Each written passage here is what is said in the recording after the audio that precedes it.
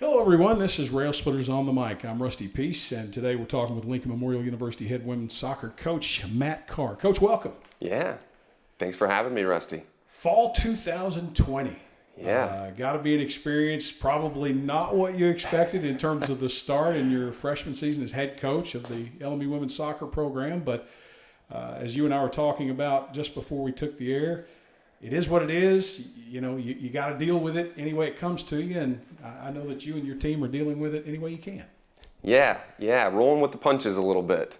It's obviously, challenging times and difficult times with the pandemic. Happy and excited to have staff on campus, the team on campus. The kids are in class. The kids are getting to know each other. There's a lot going on in the process to kind of recreate the culture and continue to push this program forward. So there's always things that we can touch on, things that we can improve, even though we might not be playing with a ball and might not be doing the things that we want to be doing as far as athletic performance to keep us near the competitive side of the conference. So. But thrilled for everybody to be here and for sort of my vision just kind of coming together with those personalities to kind of come full circle. So excited. So in the midst of everything that has by many been perceived as negative, the cancellation of the fall schedule, the postponement to spring, the possibility to not play for a 2020 NCAA championship but only conference title maybe in spring 21, how do you as a coach turn this into a positive to prepare for what is still to come? Yeah, no, great question. I think in particular with women's soccer, myself being so new in the role, we had just about 2 weeks, not even, with the team in the spring when I was first hired in March, and then the pandemic had sort of occurred, and then quickly everything went online and everybody went their separate ways. So I didn't really get a lot of time to get to know the girls that are currently in the team, and just sort of understanding of the landscape and how to navigate through things as a coach on campus here at LMU.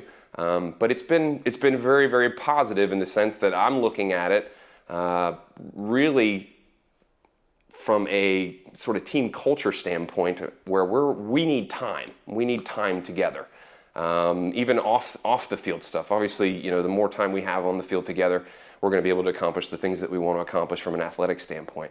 But as far as getting to know one another personally, and finding out what those teammates like to do, what they don't like to do, and just understanding how each other are going to kind of communicate, how we're going to work together, how we're going to kind of collaborate. It's a good thing for us. Me being so new with the players and everything that we are sort of building here, it's going to give us a bit more time to make sure that we're doing the right things and laying those building blocks properly. So really just for the new kids, I think in particular with class on campus, for them to get used to their schedules, get used to their teammates, to be able to come by, to be able to talk to me, to be able to share sort of my vision for the team and for them and their careers here, to be able to lay that groundwork and be very thorough, I think has been a real bright side.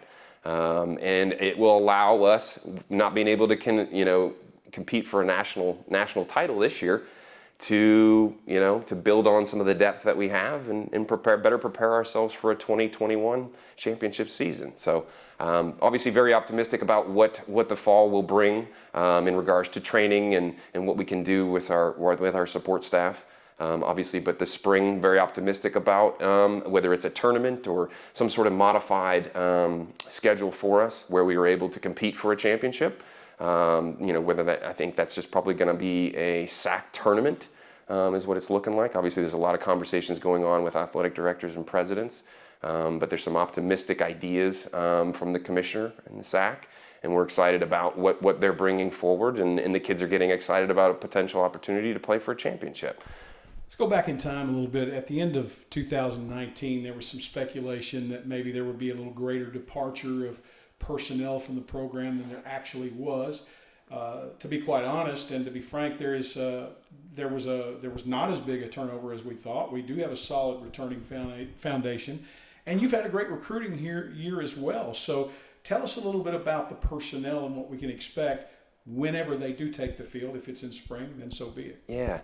Yeah. Coming into the job, the position was vacant for a bit, and it was a priority of me to come in and talk to those individuals that were just looking elsewhere, weighing up their options.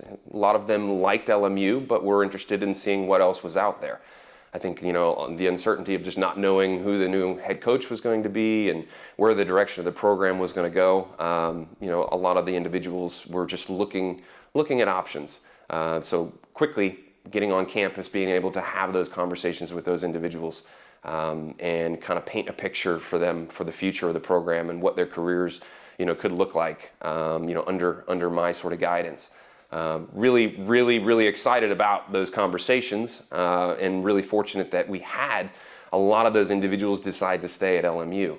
So we've got 18 returning individuals from last year's team, and a small sort of recruiting class during these trying times, but very happy with the individuals that we brought in that are going to help us advance in some areas and positionally in the team, and then obviously just create some depth in some other positions as well. So really happy with what we had to deal with as far as the parameters and the guidelines from the NCAA and from a recruiting standpoint. But sort of leading back into your last question, I think this additional time is going to continue to allow us to fill some holes and really fill in some depth in some areas that we think we need. But a lot of folks have felt like Harrogate, Tennessee, there's not a lot to do here, et cetera, but I've always said that Harrogate, Tennessee is a great place to be in the summertime if you want to work on your game or work on your academics.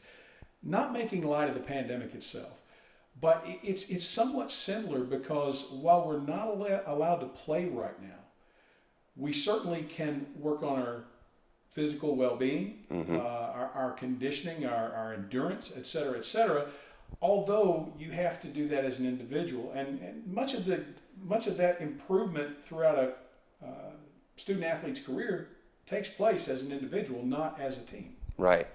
Yeah, I think it's a beautiful campus. You come up here and you, I think, will be shocked if you haven't seen it before. Every time I drive in, every single day, I told this to Jasher when I was going through my interview that there's a sleeping giant here in LMU in Harrogate, Tennessee.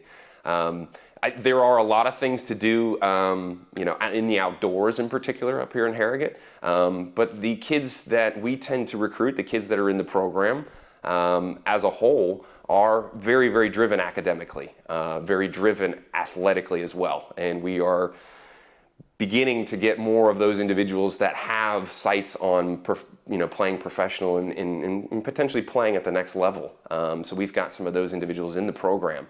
So it's obviously up to us to kind of garner that talent and can develop that talent to help them reach their goals. But obviously, to graduate these young ladies, most importantly, we want them to have a degree so that when they leave LMU, that they essentially have what they need to be successful, if athletics is not the route that they choose, or if something were to happen. So I think it is a quiet place at times, but a great place to where you can come and learn, both athletically and academically, and really focus on honing your craft and specializing in your sort of area of study, to where I believe you have all the resources here to really become the best version of yourself every day. A little extra time right now to prepare for what we hope will be spring 2021 season. That being said, coaches of the past, Mike Varga, Helio Dana, even Sean Frazier, and so on down the line, I think Jeff Winterberger, they set a certain standard for Lincoln Memorial University women's soccer. Knowing what you know about your returning members and some of the players that you brought in this year, how important is it for you to take that standard and raise the bar a little bit, hopefully beginning with spring 2021? Yeah, it's extremely important. We've done some great things in the program as far as the program in the past, and I say we because we are all one group now, but under the tutelage of some other coaches. In particular, we want to continue to push to win a conference championship outright, and then win the conference tournament, progress into the national tournament, and continue to raise the bar as the team is in the past has made it to the Sweet 16, but ultimately to win a national championship. With some of the places that I've been professionally, collegiately, we've been able to raise the bar, myself included in staff and some of those programs and some of those clubs across the world. But it's going to be something that's very much a part of our DNA. The kids are going to be pushed maybe a little bit harder than they've ever been pushed before, and understanding that some things are going to be a little uncomfortable, but being able to deal with it and have that mental toughness to continue to push through what we're trying to achieve is going to be very apparent in what we do on a daily basis. So excited about raising the bar, and excited about continuing just to challenge these young ladies to be their best and be their best every single day.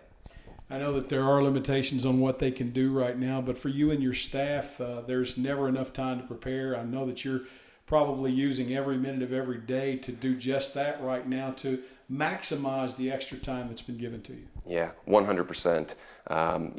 We've kind of turned our heads a little bit, knowing that we're not going to actually compete for championships, and to be determined probably not compete for just for games and for wins this fall. So very quickly we turn our heads to, okay, we are in our sort of typical spring. We're going to focus when we are able to work with our support staff, strength and conditioning coach, and when the athletes are able to join myself and my staff.